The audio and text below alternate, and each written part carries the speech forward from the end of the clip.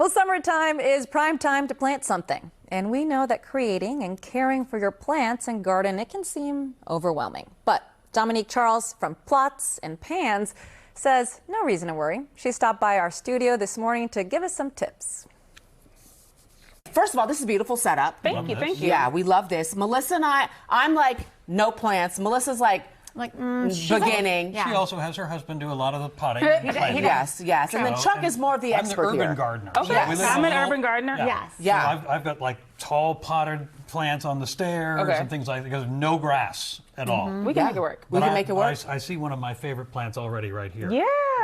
This is a new favorite of mine. So this year, I'm very much into themed gardens. And so this particular theme that we're going to discuss over here is mosquito gardens. Yes. So because of the humidity in DC, we like to put together a nice kind of a bunch of things that really repel the mosquitoes as best as possible. Yeah. So it's very focused on scent, right? Okay. And so right here we have some lavender, we have some rosemary, and we have some citronella.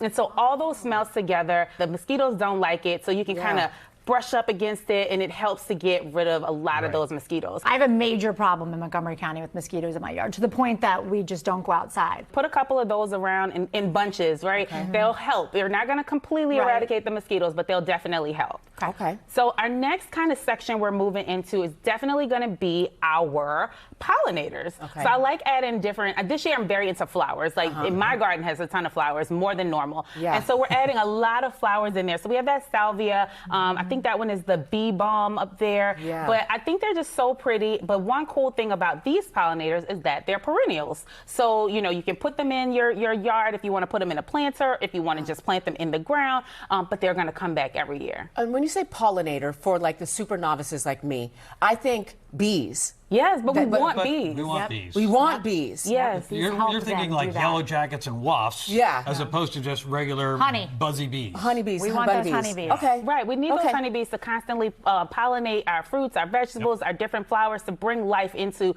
all the things that we're growing. So yeah, definitely we want pollinators. And then we also have some marigolds up there, different color ones, but like lots of different pollinators are a great addition, and they're going to add some color into your garden as well. And the nice thing, but the Sylvia and also the Celosia over here in the front, My favorite. Yeah. they are super drought tolerant. You still got to water them a little bit, but they don't mind a long stretch of hot, dry weather. These are just beautiful, right? Pretty. Well, so this is what we're going with, and we're calling these pretty and perennials. A lot of new gardeners want low maintenance gardening, but we have these knockout roses that are going to give you some new blooms every single day.